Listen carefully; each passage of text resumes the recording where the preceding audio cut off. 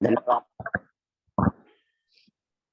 ओम आकृष्णेन रजसा वर्तमानो निवेशन्नमृतं भृत्यं च हिरण्ययेन सविता रथेन देवो याति भुवनानि पश्यन्। भगवान सूर्य नारायण की इस यजुर्वेद में कहे गए वंदना के साथ ही मैं मकर संक्रांति के इस शुभ अवसर पर एसकेएम योगा के सौजन्य से की जा रही या आयोजित इस व्याख्यान माला के जो आधार हैं आदरणीय शिवम योगी जी, आप यद्यपि योग के प्रचार प्रसार में अपने जीवन का अहम योगदान दे रहे हैं और जैसा कि आज की व्याख्यान की यह श्रृंखला प्रारंभ की है आपने, तो भारतीय संस्कृति के जो मूलभूत पर्व होते हैं या मूलभूत जो ज्ञान होता है उसके प्रचार प्रसार में आपने यह जो एक बहुत ही सुंदर मकर संक्रांति और सूर्य इस विषय पर जो अपना एक कार्यक्रम का शुभारंभ करवाने का प्रयास किया है, इसके लिए मैं एसकेएम योगा के निर्देशक आदरणीय शिवम योगी जी का सबसे पहले आभार व्यक्त करता हूं और इसके साथ ही शिवम योगा जी की जो टीम है पूरी, उस टीम में जुड़े हुए सभी गणमान्यों को भी प्रणाम करता हुआ, वंदन करता हुआ, क्योंकि सभी योगी जन हैं और भारतीय संस्कृति, भारतीय ज्ञान के प्रचार प्रसार में सभी लगे हुए हैं, इसलिए सभी का वंदन करते हुए, सभी को नमस्कार करते हुए मैं अपने व्याख्यान का शुभारंभ करता हूं। देखिए, भारतीय संस्कृति पर्व प्रधान है। हमारे देश में अनेक प्रकार के पर्व मनाए जाते हैं और पर्वों की उस श्रृंखला में मकर संक्रांति का जो पर्व है यह भी प्रकाश पर्व के रूप में मनाया जाता है। इस पर्व के ज्योतिषीय एवं आध्यात्मिक जो रहस्य हैं उन रहस्यों को मैं आपके सामने प्रस्तुत करने का प्रयास करूंगा। देखिए, मकर संक्रांति आज रात को 8:45 पर सूर्य देव जो है वो मकर राशि में प्रवेश कर रहे हैं। जैसे ही सूर्य मकर राशि में प्रवेश करते हैं तो इसे मकर संक्रांति कहते हैं। सबसे पहले अगर बात करी जाए कि संक्रांति किसे कहते हैं और वर्ष में कितनी संक्रांतियां होती हैं, या जो संक्रांति है इस संक्रांति का संबंध पूर्ण रूप से भगवान सूर्य नारायण से है, जैसा कि मैंने पहले भी कहा। तो संक्रांति किसे कहते हैं? सूर्य जब एक राशि से दूसरी राशि में संक्रमण करता है, अर्थात राशि का परिवर्तन करता है, तो इसे संक्रांति कहते हैं। हमारा जो क्रांति वृत्त है, जो भ चक्र है अर्थात नक्षत्र चक्र है, जो राशि चक्र है, जिस चक्र में 12 की 12 राशियां हमारे नक्षत्र मंडल में हम देख सकते हैं, तो क्रांति चक्र, भ चक्र, राशि चक्र कुछ भी कह लीजिए, सूर्य एक महीने तक एक राशि में रहता है, दूसरे महीने दूसरी राशि में प्रवेश करता है, तीसरे महीने तीसरी राशि में प्रवेश करता है। यानी कि सूर्य एक महीने तक एक राशि में रहता है। तो जिस दिन सूर्य एक राशि से दूसरी राशि में प्रवेश करता है, उस दिन उस संक्रमण काल को, उस परिवर्तन काल को संक्रांति कहते हैं। तो वर्ष में 12 मास होते हैं, तो 12 संक्रांतियां होती हैं, या हम सभी जान सकते हैं। क्योंकि 27 नक्षत्र होते हैं और 2.25 नक्षत्र की एक राशि होती है, 12 राशियों का भ्रमण सूर्य करता है, तब हमारा एक वर्ष पूर्ण होता है।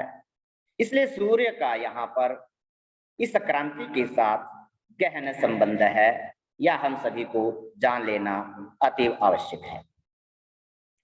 तो संक्रांति के बारे में हमने जाना, तो मकर संक्रांति के बारे में भी, जैसा कि मैंने पहले भी थोड़ा सा कह दिया, कि सूर्य जब मकर राशि में प्रवेश करता है तो इसे मकर संक्रांति या माघ संक्रांति कहते हैं। और यह सूर्य आज 14 जनवरी की रात, शनिवार है आज रात 8:45 पर मकर राशि में प्रवेश करेगा।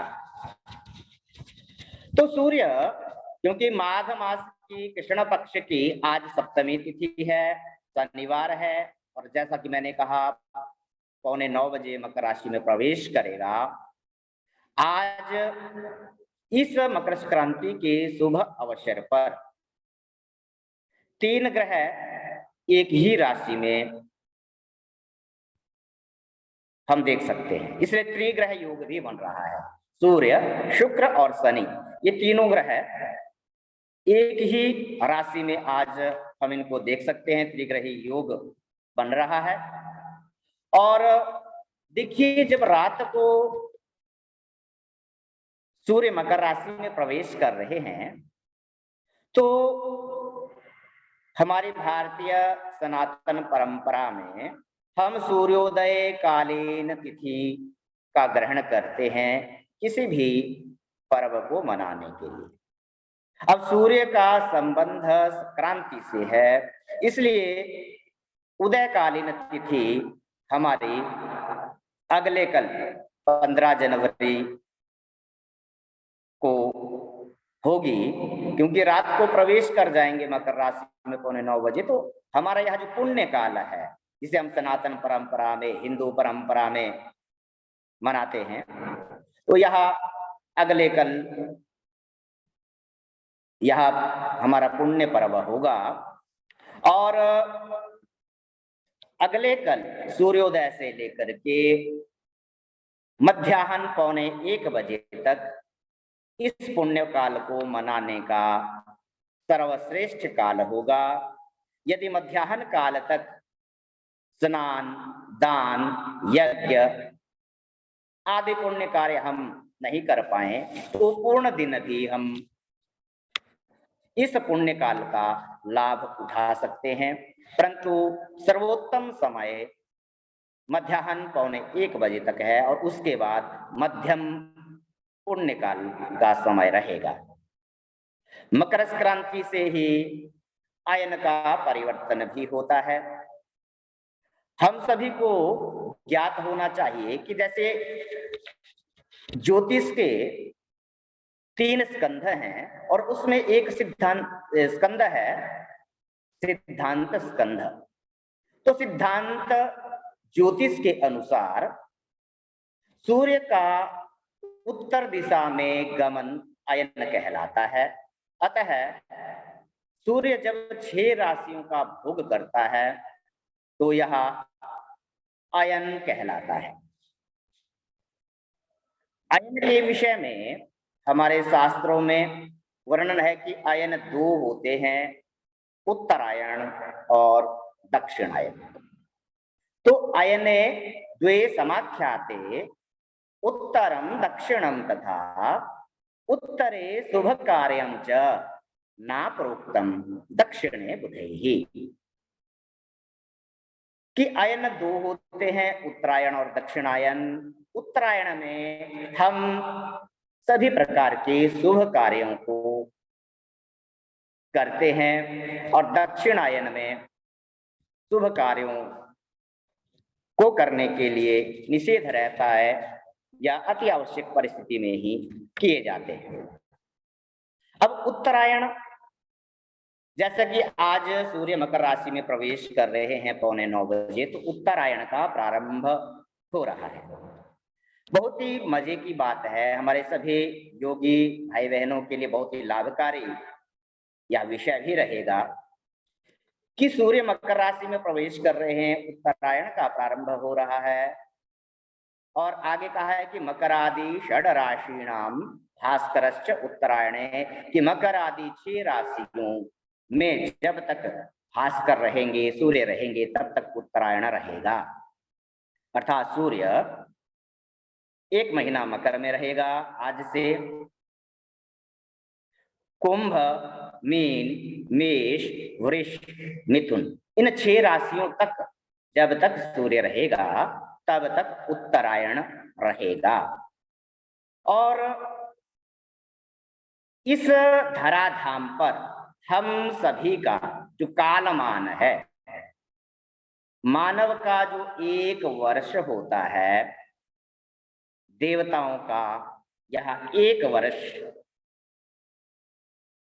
हमारा जो 1 वर्ष होता है, यह 1 वर्ष देवताओं का 1 दिन रात होता है, 1 अहोरात्र होता है।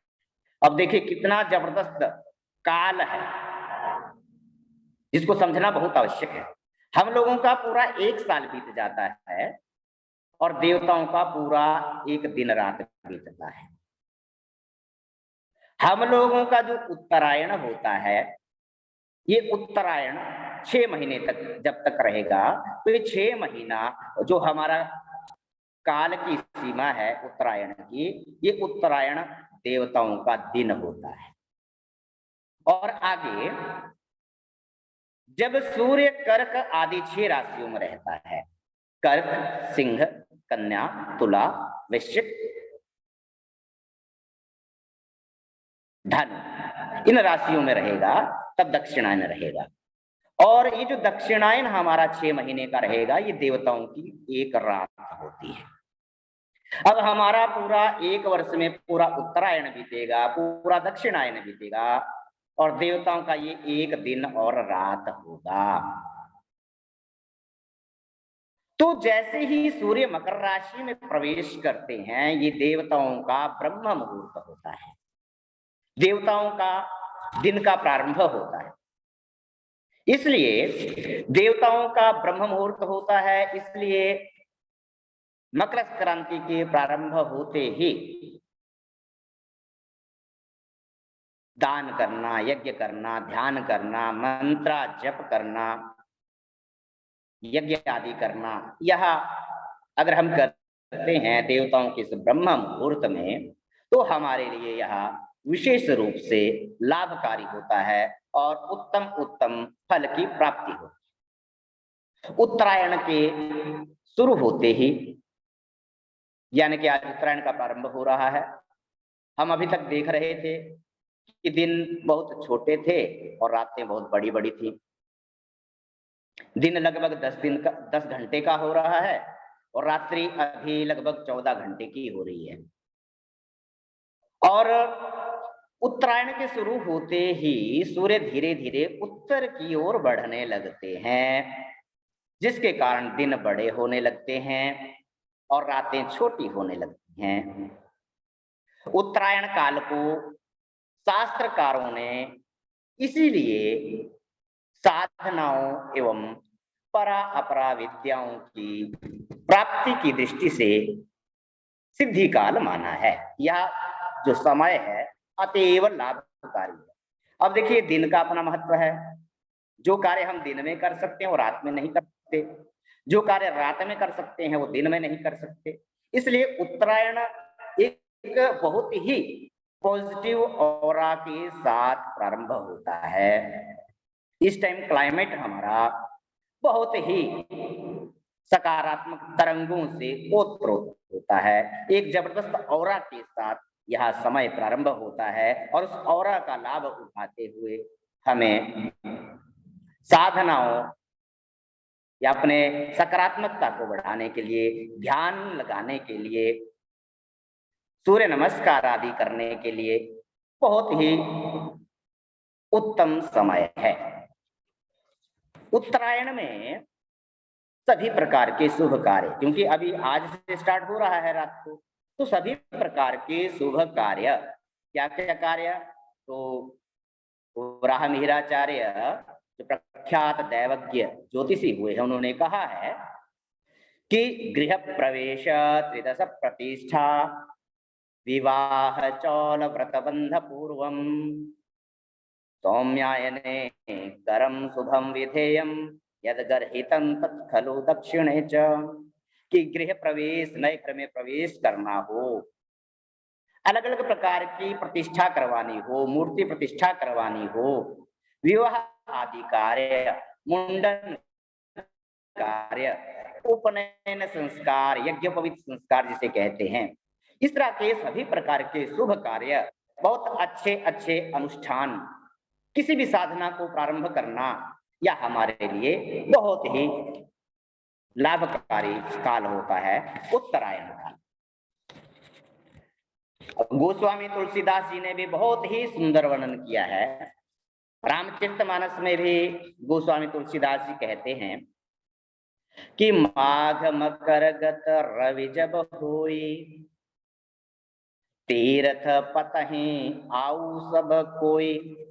कि माघ मकर गत रवि जब होई, कि मकर राशि में जब रवि आ जाता है, कि मकर राशि में जब सूर्य भगवान प्रवेश करते हैं, सूर्य ग्रह प्रवेश करते हैं, तो माघ में सूर्य जब मकर राशि में होते हैं या प्रवेश करते हैं, उस समय तीर्थ में, जो हमारे तीर्थ हैं, उन तीर्थों में श्रद्धालु स्नान, दान, पुण्य कर्म के लिए आते हैं और गंगा, यमुना, सरस्वती, प्रयाग, त्रिवेणी संगम आदि पर जो है मेला भी लगता है।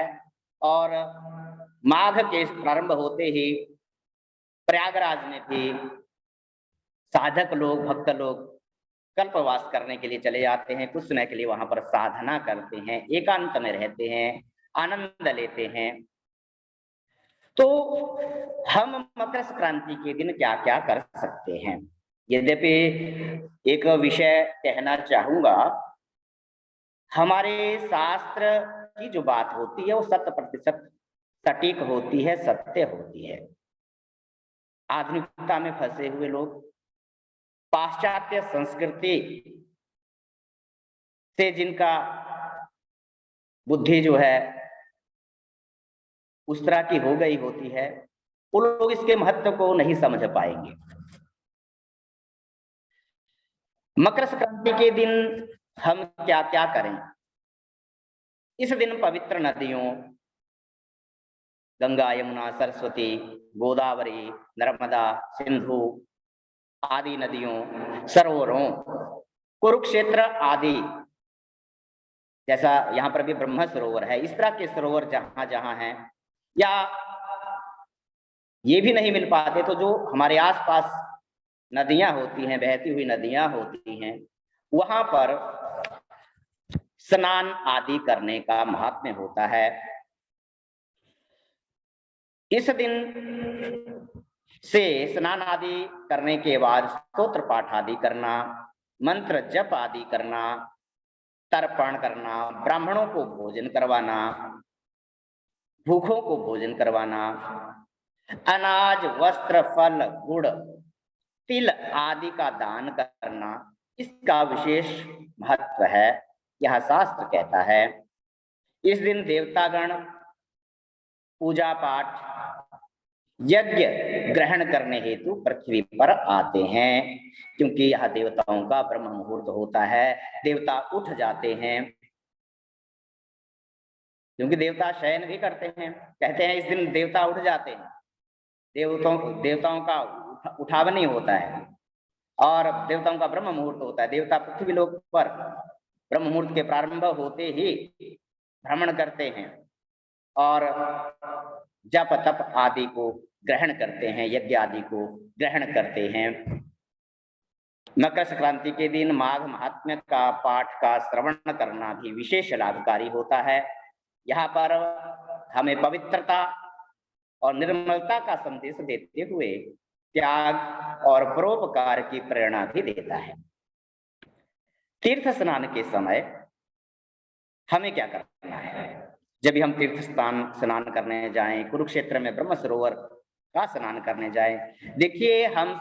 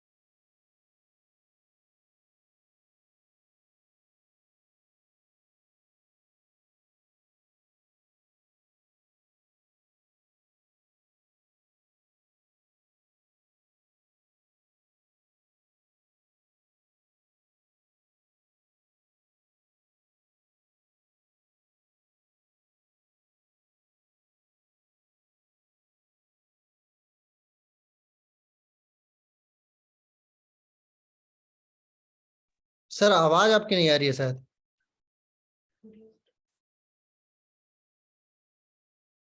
दो मिनट आप लोग संयम बनाए रखें, हो सकता है इंटरनेट सर का स्लो है, अभी अभी आ जाएगी आवाज।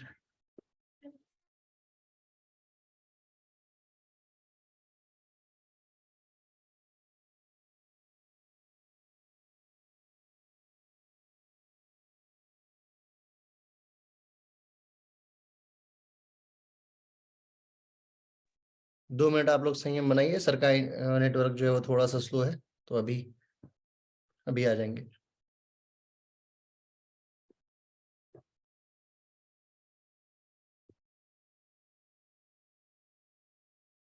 बड़ा अच्छा लगता है आप लोगों को, सभी लोगों को इतनी तन्मयता से सुनते हुए देख के। काफी सारे चेहरे ऐसे हैं जिन लोगों को अनम्यूट नहीं हो। अच्छा सर एक सेकंड दीजिए सर, मैं आपको अनम्यूट करता हूँ, एक बार आप कीजिए तो देखिए।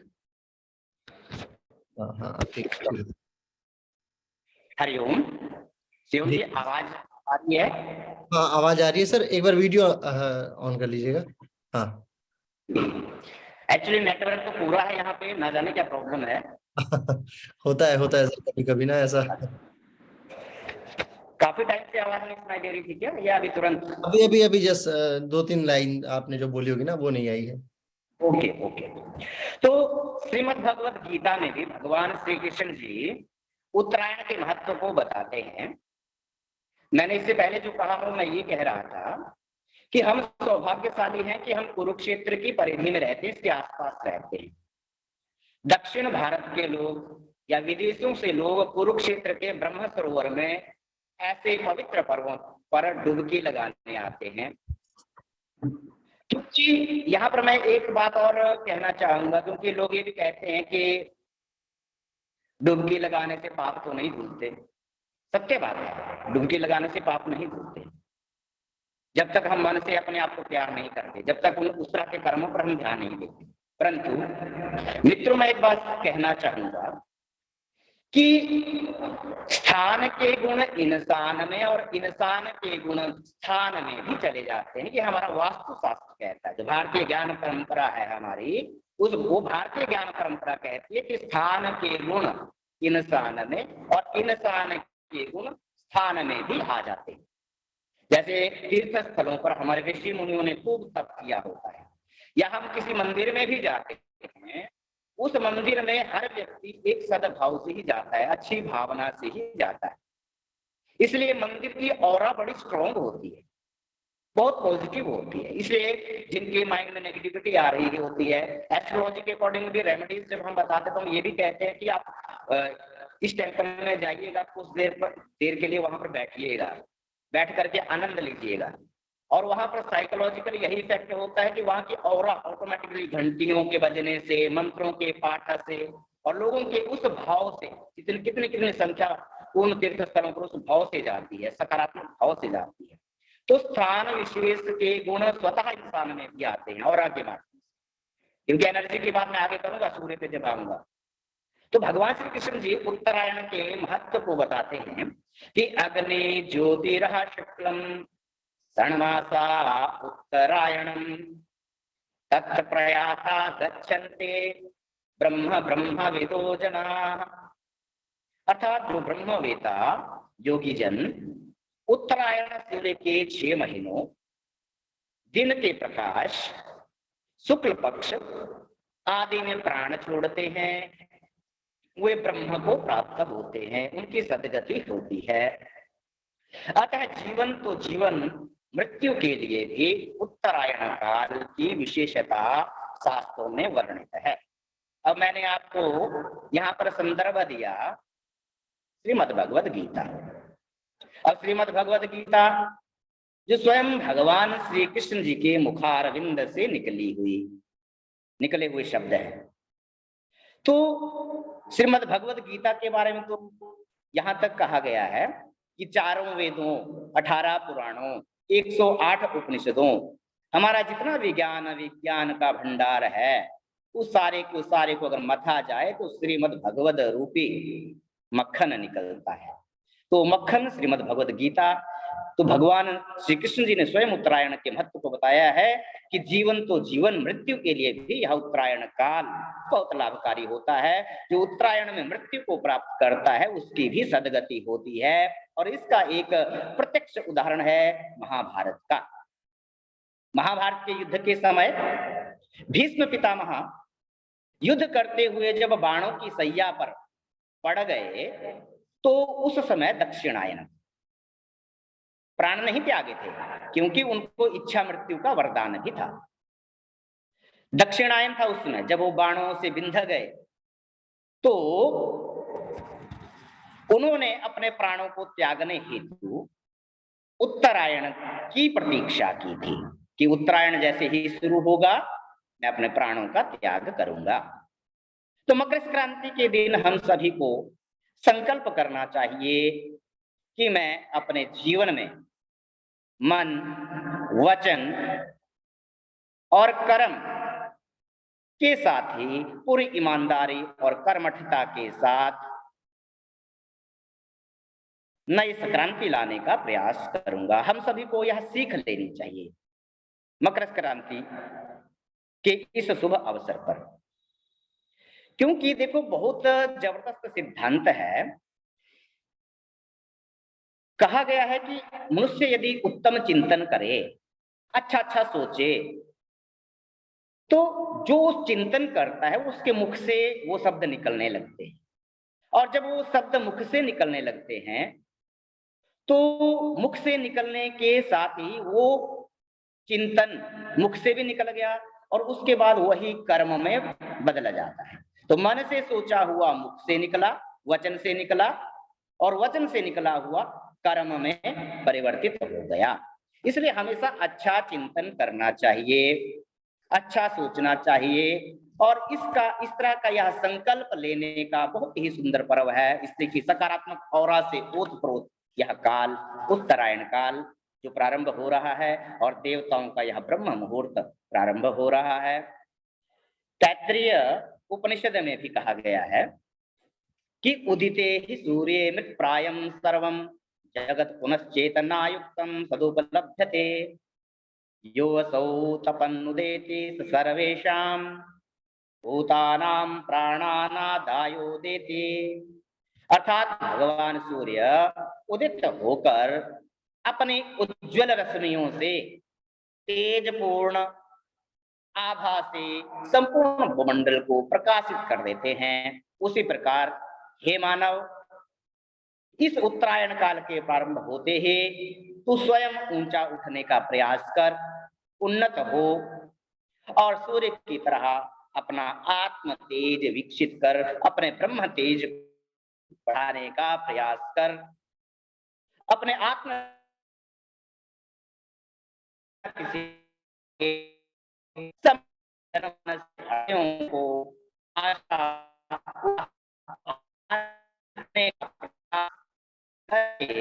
राष्ट्र निर्माण में हमें पूर्ण आध्यात्मिक लाभ उठाते हुए पूर्ण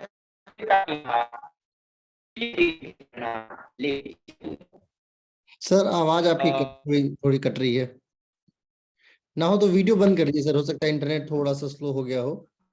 एक बार वीडियो बंद करके फिर बोलेंगे तो हो सकता है आवाज आए। हाँ सर आप बोलें एक बारी। हरिओम। जी जी जी आप ठीक है सर, आवाज ठीक है।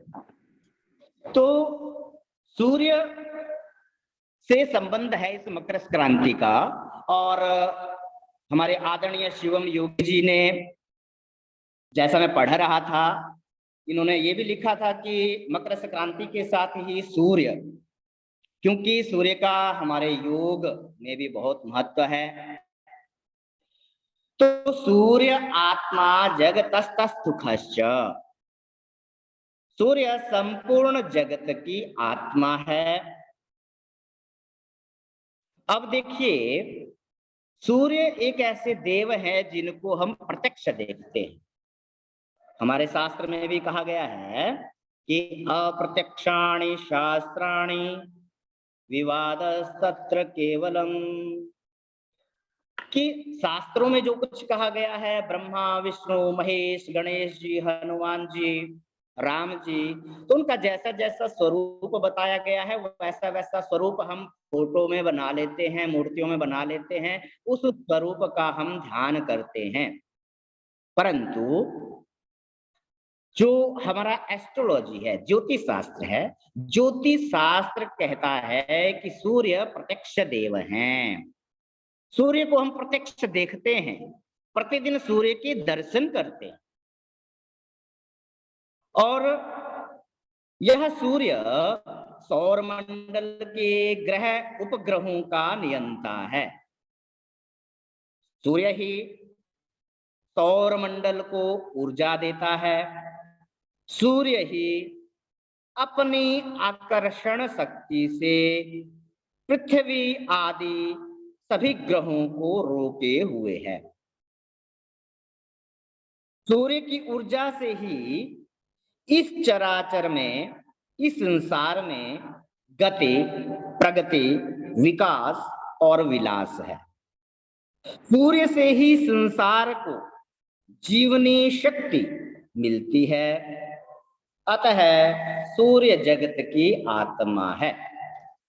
अब हम देखते हैं आजकल ठंड का मौसम है, सूर्य के दर्शन नहीं होते, तो सूर्य के प्रकाश के बिना, सूर्य की एनर्जी के बिना हम कैसा एहसास करते हैं, कैसा फील करते हैं। और जैसे ही सूर्य के दर्शन हो जाते हैं, सूर्य का प्रकाश प्राणियों के ऊपर भी पड़ता है और वनस्पति के ऊपर भी पड़ता है, तो वनस्पति भी जगमगा उठती है। सूर्य में प्राण और अपान शक्तियां हैं। सूर्य प्रदूषण का नाशक है। सूर्य दृष्ट और अदृष्ट, जो दिख रहा है और जो नहीं दिख रहा है, जितने भी प्रकार के नेगेटिव जीव जंतु, कृमि आदि हैं, उन सभी को नष्ट करता है। सूर्य वायुमंडल का शोधक है। सूर्य अपनी सूक्ष्म और पवित्र किरणों से सारे वायुमंडल को शुद्ध करता है। मैं एक एक वाक्य कह रहा हूं, एक भी वाक्य, एक भी शब्द मेरा अपना नहीं है। मैं जो भी वाक्य आपके सामने हिंदी में रख रहा हूं, ये सारा का सारा हमारे वेदों में मंत्र है, मैं मंत्रों का पाठ नहीं कर रहा हूं। आपको साक्षात उन मंत्रों का अर्थ बताने का प्रयास कर रहा हूं, क्योंकि मंत्र पढ़ूंगा समय और अधिक जाएगा। इसलिए जो शास्त्र में कहा है, वेदों में कहा है, वो प्रत्यक्ष प्रमाण है। सूर्य वायुमंडल का शोधक है। यह सूक्ष्म और पवित्र किरणों से सारे वायुमंडल को शुद्ध करता है। सूर्य चंद्रमा को भी प्रकाश देता है। सारे के सारे ग्रह सूर्य के प्रकाश से ही प्रकाशित होते हैं। सूर्य द्युलोक को धारण करने वाला और संसार का पालक है।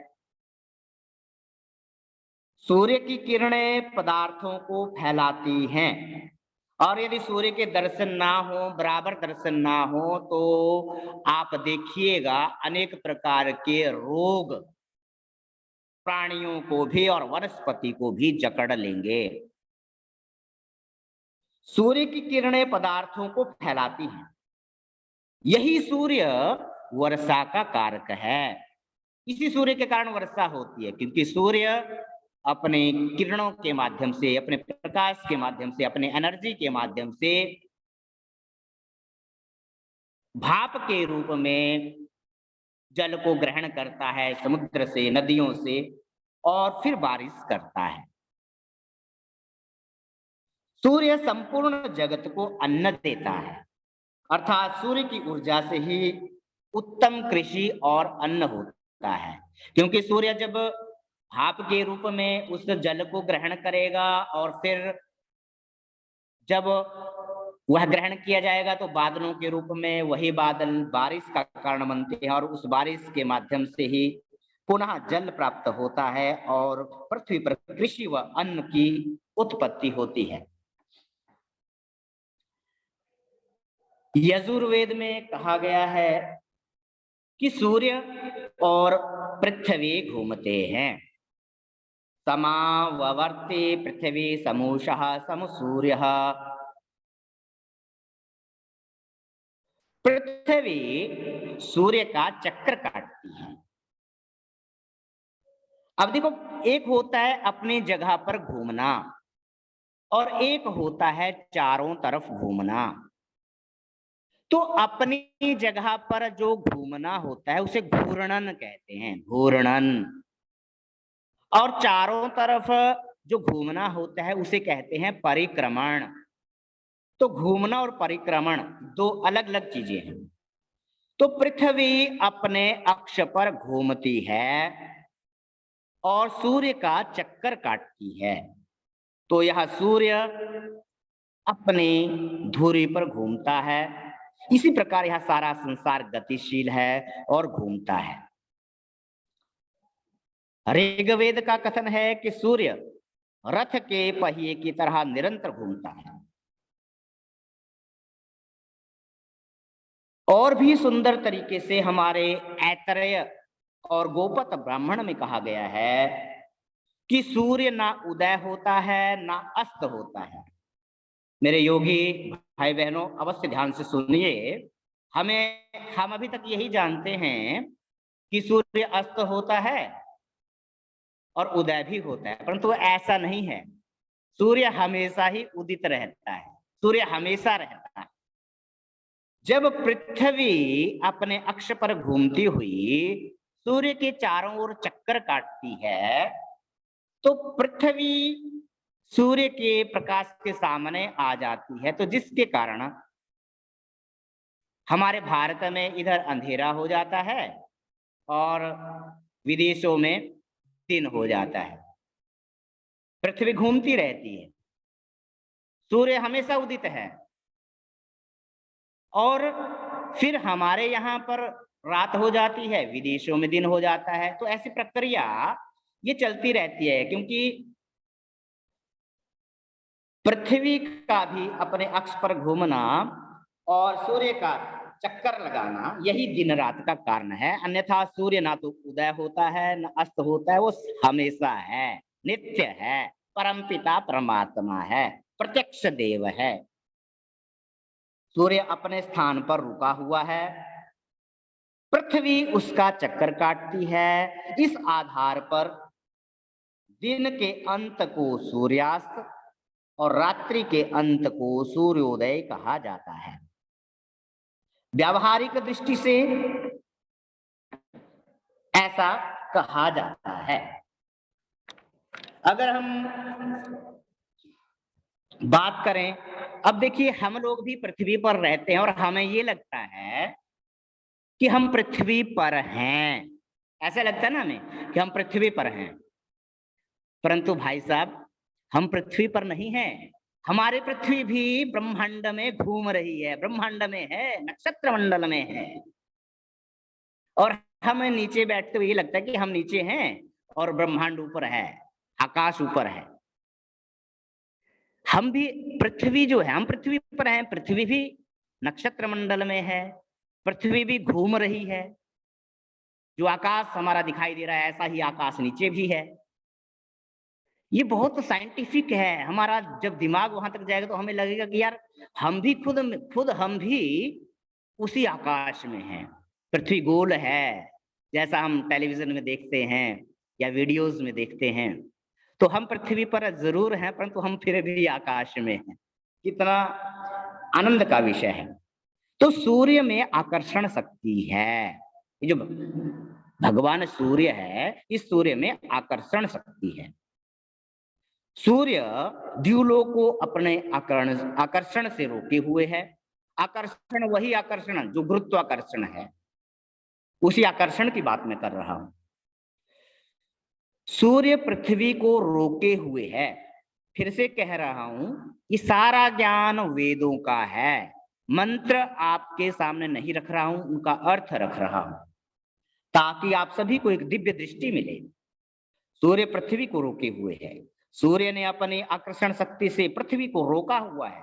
अब पृथ्वी गिरती क्यों नहीं है भैया? अगर ये भी आकाश में ही है तो ये गिरती क्यों नहीं है? कारण इसका यही है कि सूर्य की आकर्षण शक्ति ने पृथ्वी को भी रोका हुआ है, जिसके कारण यह पृथ्वी गिर नहीं पाती। सूर्य आकर्षण शक्ति से ही द्युलोक, पृथ्वीलोक, अंतरिक्ष और नक्षत्रों आदि को आकर्षण शक्ति से ही रोके हुए है। पृथ्वी का केंद्र बिंदु सूर्य जो आकाश में है, अर्थात आकाशस्थ सूर्य पृथ्वी का केंद्र है, जिससे वह ऊर्जा प्राप्त करती है। तो पृथ्वी सूर्य की परिक्रमा करती है अपने अक्ष पर घूमते हुए। अब मैंने सबसे पहले मंगलाचरण में एक मंत्र का पाठ किया जो यजुर्वेद का मंत्र था। मंगलाचरण किया था मैंने कि आकृष्णेन रजसा वर्तमानो निवेशयन्नमृतं मृत्यञ्च हिरण्यायेन सविता रथेन देवो याति भुवनानि पश्यन्। अर्थात यजुर्वेद के इस मंत्र में कहा गया है कि सविता देवः, सविता मतलब सूर्य देव, प्रकाश स्वरूप सूर्य, आकृष्णेन रजसा वर्तमानः, आकर्षण गुण के साथ वर्तमान, मर्त्यन निवेशयत, लोक लोकांतरों को अपनी अपनी कक्षा में स्थित करता हुआ, अमृतम च, सब प्राणी वनस्पति जगत आदि को अमृत रूप वृष्टि वर्षा व किरण द्वारा अमृत का प्रवेश करता हुआ, हिरण्येन रथेन प्रकाशमय और रमणीय स्वरूप से पृथ्वी आदि लोकों को भुवनानि प्रकाशित करता हुआ याति, अपनी धुरी पर घूमता है। सूर्य के बारे में कहा है इस मंत्र में कि प्रकाश स्वरूप सूर्य आकर्षण शक्ति के कारण लोक लोकांतरों को भी अपनी आकर्षण शक्ति से रोका हुआ है। प्राणी और वनस्पति को भी अमृत बांटता है, अमृत देता है। प्रकाशमय और रमणीय स्वरूप से पृथ्वी आदि लोगों को प्रकाशित करता हुआ यह सूर्य अपनी धुरी पर घूमता है। जैसा कि पहले भी एक मंत्र में कहा गया कि रथ के पहिए की तरह यह घूम रहा है। तो मैं आपको ये कहना चाह रहा हूं कि हमारे योग में सूर्य की अगर हम बात करें, मैंने छोटे से सूत्र आपको कहे, मन, वचन और कर्म, कि इंसान जैसा मन में सोचता है वैसा उसकी वाणी से निकलने लगता है, और जो वाणी से निकलने लगता है वो कर्म में परिवर्तित हो जाता है। इसलिए मन, वचन और कर्म का अहम रोल हमारे जीवन में है। इसलिए हम अपने मन से प्रारंभ करें अच्छा चिंतन करने का, क्योंकि जब हम योग के माध्यम से ध्यान करते हैं तो वहां पर ध्यान के लिए मन की एकाग्रता, मन का शुद्धिकरण, यजुर्वेद में ही मंत्र आते हैं कि तन्न में मनः शिव संकल्पमस्तु, कि मेरा जो मन है वह शिव संकल्प वाला हो। शिव मतलब कल्याण, अच्छा सकारात्मक विचारों वाला हो। अब अपने शिवम जी, शिव जैसे इनका नाम है, सकारात्मक कल्याणकारक, तो जैसा नाम है वैसा इनमें गुण भी हैं। बहुत ही सुंदर यह योग SKM योगा के माध्यम से योग का प्रचार प्रसार कर रहे हैं, जो कि हमारी भारतीय संस्कृति का ज्ञान विज्ञान का भंडार है। पर ऐसा मैं देखता हूं कि अक्सर गायत्री मंत्र का पाठ मंगलाचरण में आदरणीय शिवम जी करते हैं, मैं सुन भी रहा था। ओम भूर्भुवः स्वः तत्सवितुर्वरेण्यं भर्गो देवस्य धीमहि धियो यो नः प्रचोदयात्। तो गायत्री मंत्र का पाठ अक्सर किया जाता है, और इस गायत्री मंत्र में भी जब हम इसका पाठ करते हैं तो भगवान सूर्य नारायण की ही स्तुति है। भगवान सूर्य नारायण की जो ऊर्जा है, एनर्जी है, सूर्य नारायण जैसे देखने में लगते हैं, गायत्री मंत्र का पाठ करते हुए, जप करते हुए हमें सूर्य नारायण की जो रूप हमें देखने को मिल जाएगा, हम प्रत्यक्ष दर्शन करते हैं उनका। तो वैसे प्रत्यक्ष दर्शन जैसे हम करते हैं वैसा ही हमें अपने कमरे के अंदर बैठ करके भी सूर्य के उस स्वरूप का चिंतन करना चाहिए, गायत्री मंत्र का जाप करते हुए।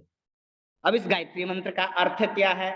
बहुत लोग लाखों लाखों मंत्र जाप कर देते हैं गायत्री मंत्र का, परंतु उनको गायत्री मंत्र का अर्थ ही पता नहीं होता। तो ओम है, यह परमात्मा का वाचक है, इसे प्रणव कहते हैं। और भुवः स्वः, ये भुवः स्वः, ये तीनों लोकों का वाचक है। अर्थात पृथ्वी पृथ्वी, भुवः अंतरिक्ष, स्वः स्वर्गलोक, भुवः स्वः, पृथ्वी, अंतरिक्ष व स्वर्गलोक, इन तीनों लोकों के लिए कहा गया है। और इनका अर्थ हम ये भी लेते हैं कि वह प्राणों का प्राण अर्थात भू, दुख नाशक, वह सुख स्वरूप, स्वः तथा उस सवितुहु तेजस्वी सूर्य का, सवितुहु देवस्य, सविता होता है सूर्य, सविता सूर्य को कहते हैं, सवितुहु देवस्य अर्थात उस सूर्य नारायण का, उस सूर्य देव का, वरेण्यम ग्रहण करने योग्य, वर्ण करने योग्य, अंतःकरण में वर्ण धारण करने योग्य, ध्यान करने योग्य, भर्गः पापनाशक, विशुद्ध तेज को, विशुद्ध तेज को हम धीमहि धारण करें। धियो, धिय, धी होता है बुद्धि, धिय होता है बुद्धियां, वह सूर्य हमारी बुद्धियों को, यो, जो, यो का अर्थ होता है जो, नह, हमारी, नह का अर्थ होता है अस्माकम संस्कृत में, और नह का अर्थ होता है हमारी हिंदी में। प्रचोदयात, प्र होता है अच्छे प्रकार से, प्रकृष्ट रूप से, चोदयात अर्थात प्रेरित करें, प्रचोदयात प्रेरित करें, प्रेरणा के अर्थ में इस शब्द का अर्थ है। तो कहा कि भू भुवः स्वः, पृथ्वी अंतरिक्ष और स्वर्गलोक पर्यंत प्रकाश स्वरूप तेजस्वी सूर्य देव का सवितुः देवस्य, जो पाप का नाशक है, भर्गः उसका दिव्य विशुद्ध तेज को हम धीमहि धारण करें। यह जो प्रभु नह हमारी धियः बुद्धियों को सन्मार्ग में प्रेरित करे। तो कहने का मतलब है कि उस तेजस्वी सूर्य के तेज का हम मनन करें, चिंतन करें, गायत्री का जप करते हुए, गायत्री मंत्र का पाठ करते हुए, और सूर्य नारायण ही प्रत्यक्ष देव हैं, तो गायत्री मंत्र हमारे लिए सबसे ज्यादा उपयोगी है। और हमारे शरीर में अगर बात करें तो हड्डियां होती हैं, हड्डियां, अस्थियां, बोन्स, हड्डियों का लॉर्ड सन होता है, सूर्य होता है। जिनको हड्डियों से संबंधित प्रॉब्लम होती है, पेन होता है, दर्द होता है, वो सूर्य नारायण का ध्यान करें, उनके गायत्री मंत्र का जाप करें। सूर्य नारायण को, सूर्य नारायण को प्रसन्न करने के लिए आदित्य हृदय स्तोत्र, जो सूर्य नारायण की स्तुति जिसमें की गई है, उसका पाठ करें। तो योग के माध्यम से हम सूर्य का ध्यान करना, गायत्री मंत्र का पाठ करना भी बहुत ही वैज्ञानिक तरीके से सिखाने में सफल हो सकते हैं, और उसके प्रत्यक्ष फल भी प्राप्त कर सकते हैं। योग में अक्सर द्वादश सूर्य नमस्कार भी किए जाते हैं।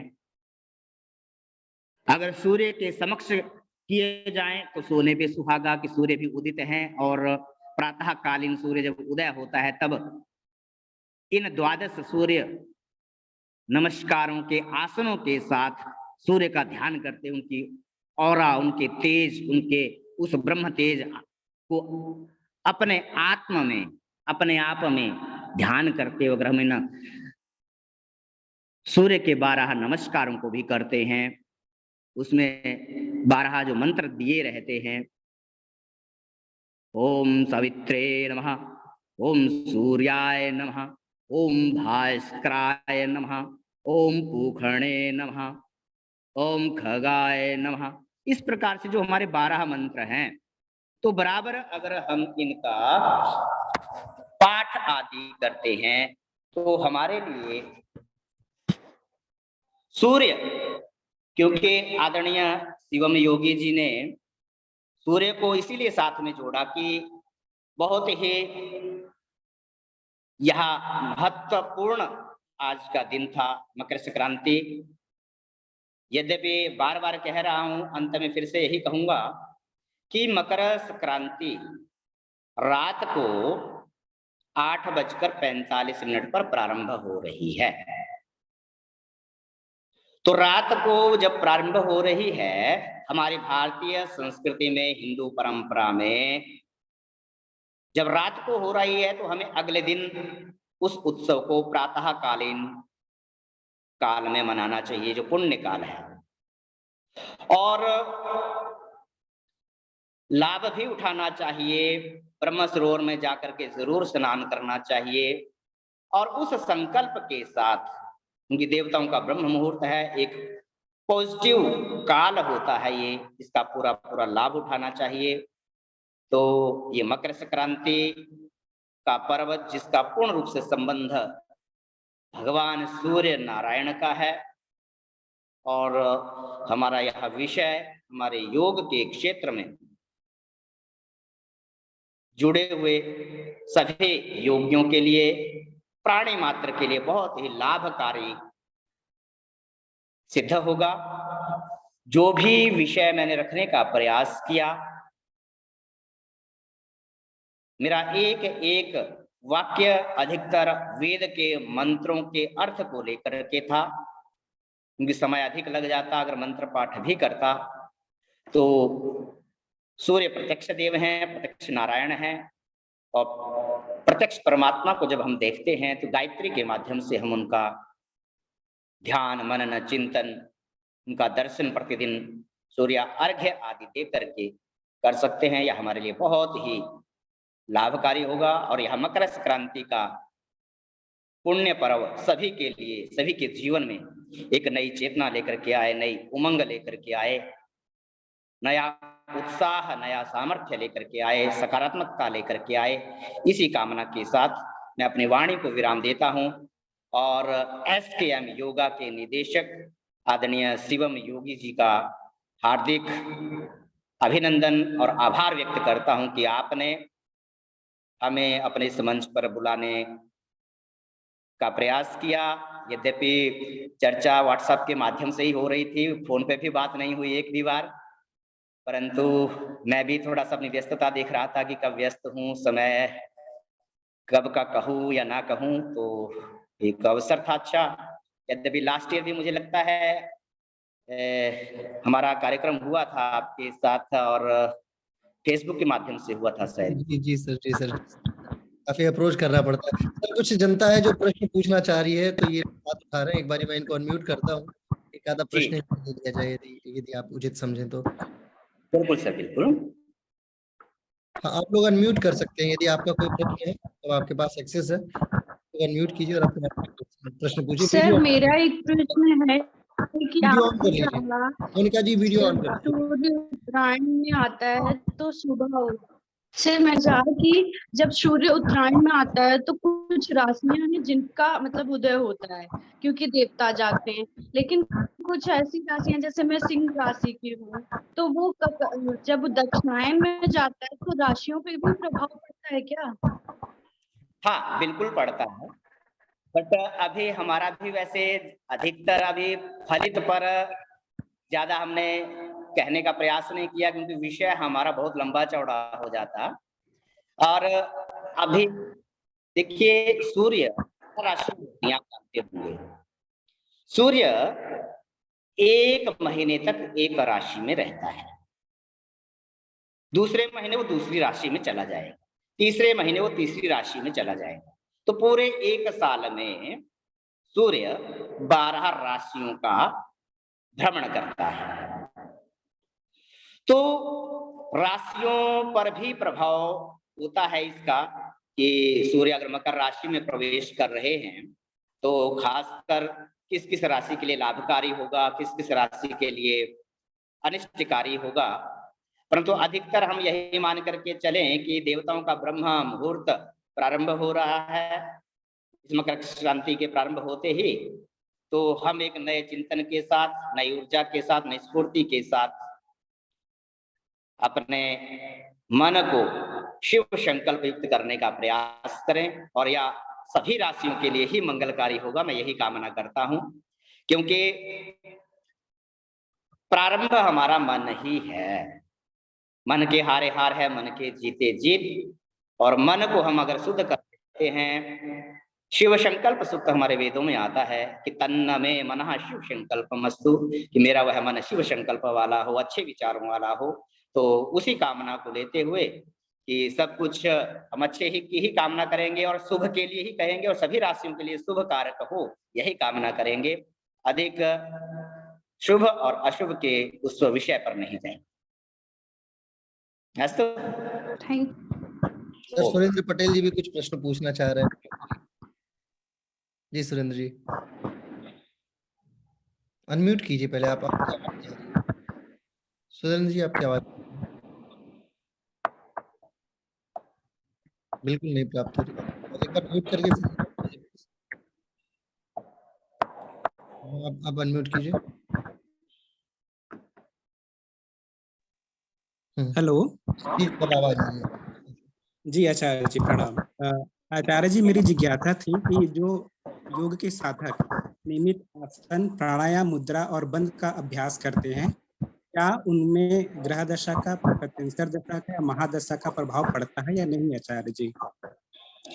देखिए, मैं ज्योतिषी हूं आपके सामने, ठीक है, और ग्रह नक्षत्रों का प्रभाव हमारे ऊपर भी पड़ता है। कितने बड़े बड़े साधु संत होते हैं जिनके पास अद्वितीय शक्ति होती है, परंतु ग्रह नक्षत्रों का इतना साइंटिफिक विधान है। देखो, ज्योतिष शास्त्र तो ये कहता है कि ग्रह किसी को सुख दुख नहीं देते। बहुत ध्यान से सुनिएगा, ग्रह किसी को सुख या दुख नहीं देते, अपितु सुख या दुख की सूचना देते हैं। पीड़ित नहीं करता कोई भी ग्रह, वो तो ब्रह्मांड में घूम रहे हैं अपने तरीके से, परंतु उन ग्रहों की स्थितियां इंसान के ऊपर प्रभाव डालती है। जैसे देखिए, सूर्य की ऊर्जा हमारे ऊपर प्रभाव डालती है, चंद्रमा की ऊर्जा हमारे ऊपर अपना प्रभाव डालती है। ठंडी किरणें होती हैं चंद्रमा की, सूर्य की गर्म किरणें होती हैं। उसी प्रकार से यहाँ पर जो ग्रह किसको प्रभावित करते हैं किसको नहीं करते, यहाँ पर हम बात करेंगे सीधी कर्म की। बहुत लोगों का ये धारणा होती है कि जी ज्योतिषी हैं या ये ज्योतिष बताते हैं, ये भाग्य बताते हैं। नहीं, मैं आपके सामने यूनिवर्सिटी में मैं पढ़ा रहा हूं, हम कभी ये नहीं कहते कि हम आपका भाग्य बता रहे हैं।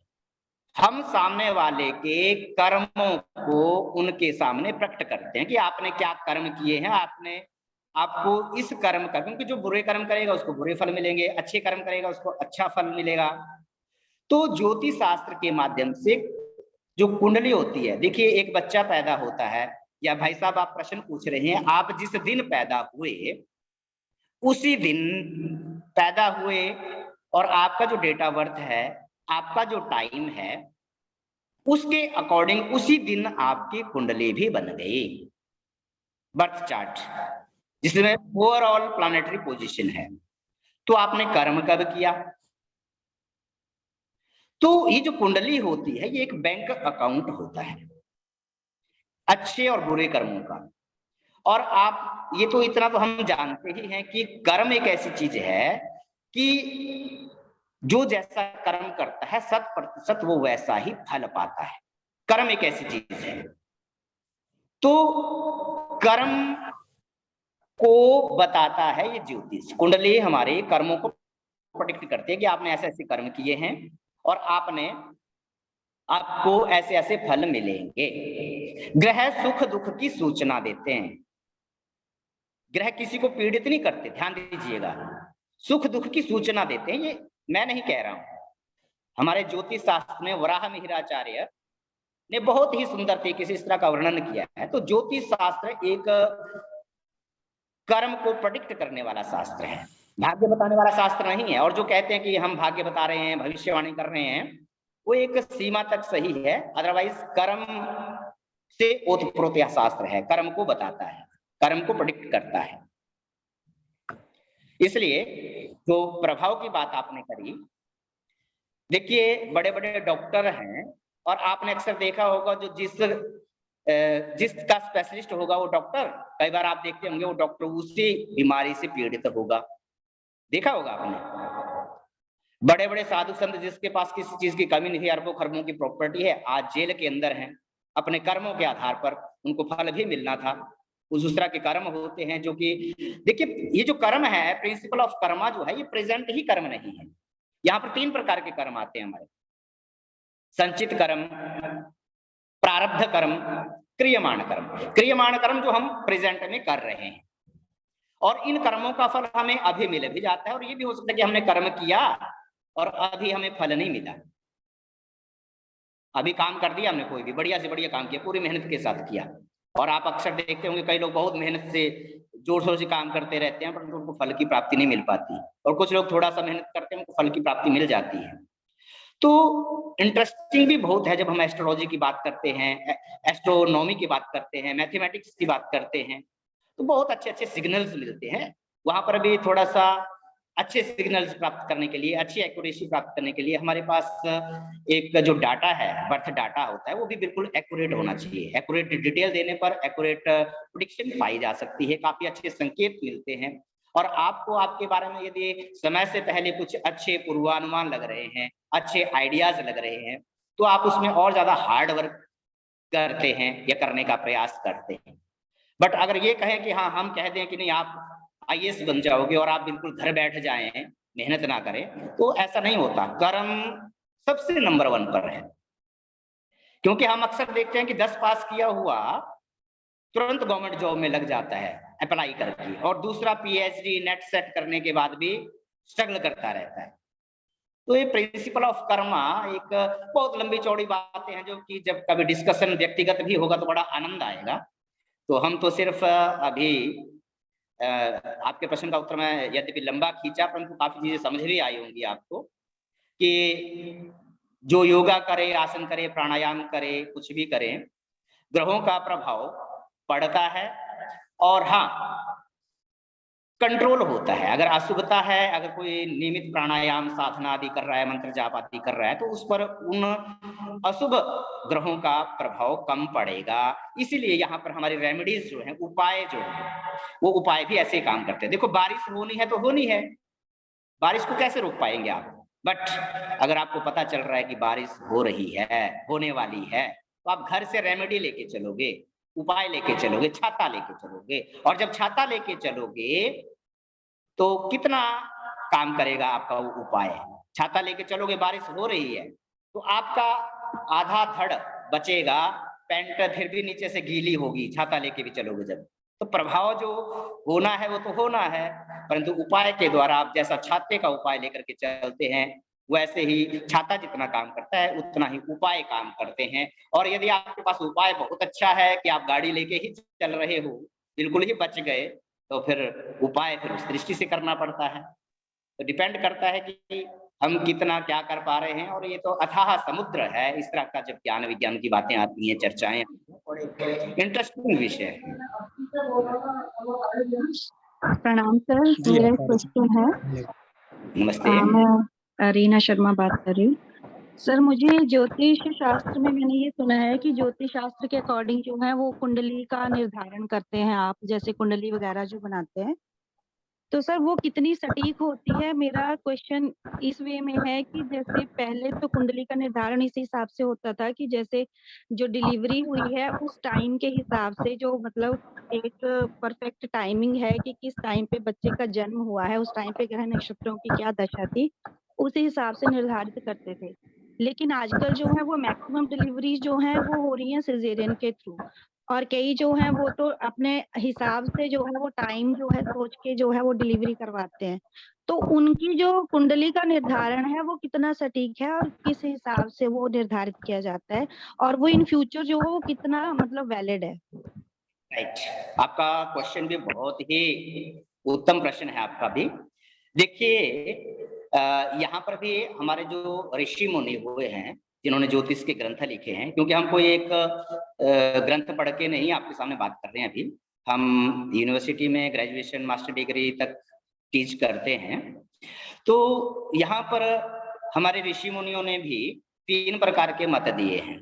एक दिया है कि जिस दिन गर्भाधान होता है, पुरुष और स्त्री का संगम जिस दिन होता है और उस दिन गर्भ ठहर जाता है, तो जिस दिन वो गर्भ ठहर जाता है कि उस समय का काल लेना चाहिए। एक तो ये मत है, परंतु उस काल का निर्धारण मुश्किल है कि गर्भाधान कब हुआ ये पता नहीं चल सकता, तुरंत नहीं चल सकता। अब किसी का रिलेशन आज हुआ या कल हुआ, परसों भी हुआ, तो गर्भ कब ठहरा इसका बता नहीं सकते ना। दूसरी बात ये कही कि जैसे ही डिलीवरी होने लगती है, बच्चा पैदा होने लगता है, और जैसे ही वो योनि मार्ग से निकलने लगता है और योनि मार्ग से निकल जाता है, उस समय जब वो पृथ्वी पर आ गया कि वो समय लेना चाहिए, दूसरी बात हो गई। और तीसरा पॉइंट जिसको सबसे ज्यादा यूज किया जाता है कि देखिए बच्चा माँ का सांस लेता है नाल के माध्यम से, माँ के गर्भ के साथ बच्चा जुड़ा होता है, नाल जुड़ी होती है। तो यहाँ पर ये कहा गया है कि बच्चा गर्भ से निकल गया, पैदा हो गया, और जब उसकी नाल काट दी गई और बच्चा जब अपना सांस लेना शुरू किया और रोने लग गया, सांस लेना शुरू कर दिया, नाल काट दी गई और अपना सांस लेना शुरू कर दिया, कि वो समय लेना चाहिए। तो इसलिए यहाँ पर 3 मतों में से जो तीसरा मत मैंने कहा कि बच्चे की नाल काटने, अगर पैदा हुआ और उसकी तुरंत नाल काटी गई, ये समय ही सर्वश्रेष्ठ काल है, इसी को सबसे ज्यादा लिया जाता है। और जब ऑपरेशन आदि किए जाते हैं तो ज्यादातर वहां पर अक्सर ये देखा जाता है कि 2-3 मिनट का, 4 मिनट का फर्क पड़ जाता है प्रायशः, तो फिर भी उसी टाइम को लिया जाता है। मुझे लगता है आपके प्रश्न का उत्तर भी मिल गया होगा कि वही टाइम सर्वश्रेष्ठ समय है जब नाल काट दी जाती जी सर, थैंक यू सर। है। जी प्रणाम सर। जी नमस्कार। सर मैं इच्छा पुंडी। सर मुझे एक क्वेश्चन है कि संस्कृत कैसे सीख सकते हैं? अच्छा, बहुत सुंदर प्रश्न है। देखिए संस्कृत बहुत इजी है, जितना हमें लगता है ना बहुत कठिन है शब्दों को देखने से। आप जैसे देखो, हम लोग इंग्लिश स्पीकिंग कोर्स करते हैं, बहुत लोग करते हैं, कोई महीने का करते हैं, 3 महीने का करते हैं और इतना टाइम लगाते हैं। संस्कृत का प्रारंभ आप केवल 10 दिन से कर सकते हैं। एक बहुत ही सुंदर पाठ्यक्रम है हाँ जी। जिसमें सबसे पहले संस्कृत के छोटे छोटे शब्दों का, जो क्वेश्चंस में हमें कब कब क्या क्या शब्द यूज किया जाता है।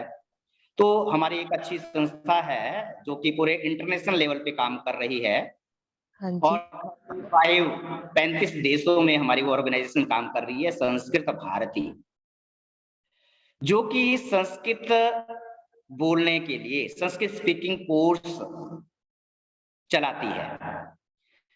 हमारे हरियाणा में भी जोर शोर से काम चल रहा है, और हमारे जनवरी में और जून में कैंप लगते हैं।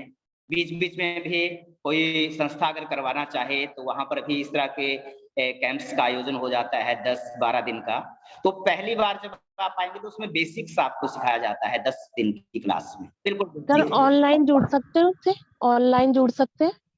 ऑनलाइन के लिए प्रैक्टिकल होते हैं, बट ऑनलाइन के लिए भी व्यवस्थाएं चल रही हैं और कई जगह से हो भी रहा है। उस तरह के लिंक्स अगर आपको चाहिए तो वो भी हम आपको प्रोवाइड करा देंगे, ठीक है।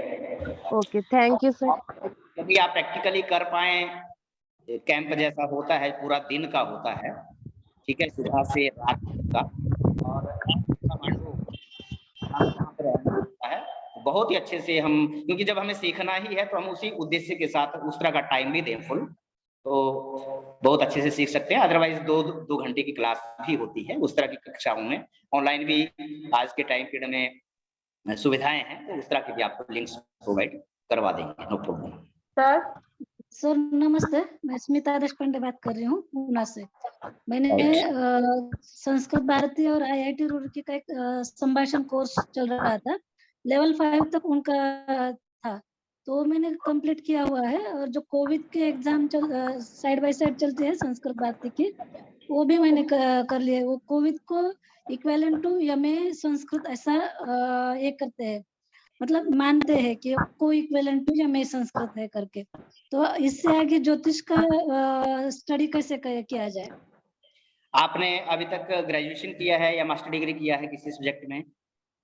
मैं BA इंग्लिश हूँ, MA योगा कर रही हूँ, और संस्कृत का कोई equivalent MA yoga MA Sanskrit चल रहा है मेरा।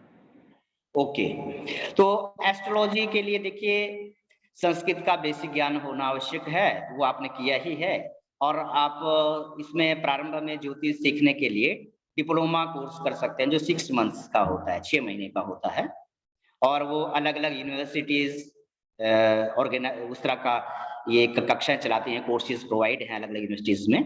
तो हमारी यूनिवर्सिटी में भी ये कोर्स है, और श्री लाल बहादुर शास्त्री राष्ट्रीय संस्कृत विद्यापीठ नई दिल्ली में है, केंद्रीय संस्कृत विश्वविद्यालय में है, और भी कई जगह पे जगह इस तरह के कोर्स आपको उपलब्ध हो जाएंगे जहाँ पे आप बेसिक ज्योतिष से स्टार्ट कर सकते हैं।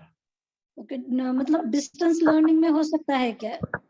डिस्टेंस लर्निंग के लिए आप इग्नू यूनिवर्सिटी से संपर्क कर सकते हैं, वहां पर भी ये कोर्स स्टार्ट हो गया है, वहां से एमए भी स्टार्ट हो गई है एस्ट्रोलॉजी में। Thank you sir. जी चलिए, मुझे लगता है कि काफी उत्तर दिया सर आपने, बहुत बहुत आभार आपका। ये प्रश्नों की श्रृंखला है, बच्चे जो है इतने सारे प्रश्न पूछने वाले हैं कि ये कभी समाप्त नहीं होगा। तो मैं आप सभी लोगों से, बाकी लोगों से अनुरोध करता हूँ, आप लोगों को जो भी प्रश्न पूछना हो आप मुझे व्हाट्सएप ग्रुप में भेज दीजिएगा, मैं सर से पूछ लूँगा। और संस्कृत भारती के द्वारा आगे भविष्य में जब भी कोई ऐसा अनुगमन होगा तो सर के स्टेटस पे लगेगा ही, और मैं सर का स्टेटस क्लोजली देखते रहता हूँ, तो मैं आप लोगों को जरूर देखूंगा, तो आप लोग सर से डायरेक्टली संबंधित हो जाएंगे। बहुत बहुत आभार आदरणीय गुरुदेव आपका, आपकी उपस्थिति जो है वो हमें गौरवान्वित की। और आगे आने वाले जब तक यूट्यूब रहेगा, मुझे लगता है तब तक आपका ये वीडियो जो है वो लोगों को आशान्वित करता रहेगा, और अपनी दिशा में ये बड़ा उत्तम लेक्चर रहा, क्योंकि मकर संक्रांति का विषय जो है वो योग के क्षेत्र में काफी तरीके से लिया जाता है, लेकिन आज जिन विषयों से हम लोगों ने आपको श्रवण किया वो एक नई दिशा को प्रेरित करेगा। बहुत बहुत आभार आपका, धन्यवाद सर। धन्यवाद सर, धन्यवाद। एक सूचना मैं देना चाहूंगा, जो भी हमसे जुड़ना चाहते हैं, लगता है किसी को कि ज्योतिष से संबंधित इस तरह की जिज्ञासाएं होती हैं, तो हमारा नाम देख ही पा रहे होंगे आप इस टाइम में भी, एस्ट्रोलॉजर डॉक्टर नवीन शर्मा। ये नंबर, ये नाम गूगल पे सर्च करके भी आप संपर्क बना सकते हैं, फेसबुक या अन्य साधनों के द्वारा। मैं आपके भी लिए अगर ऐसा होगा सर, अगर आप आदेशित करेंगे, मैं क्या करूंगा, इन लोगों को आपसे मैं डायरेक्ट भेजूंगा। आपका फेसबुक जो है वो मैं है ना, बाकी हमारे रजिस्टर्ड मेंबर है, तो जब कोई भी आवश्यकता होगी तो मैं तुरंत उपस्थिति तो बहुत बहुत आभार सर, धन्यवाद।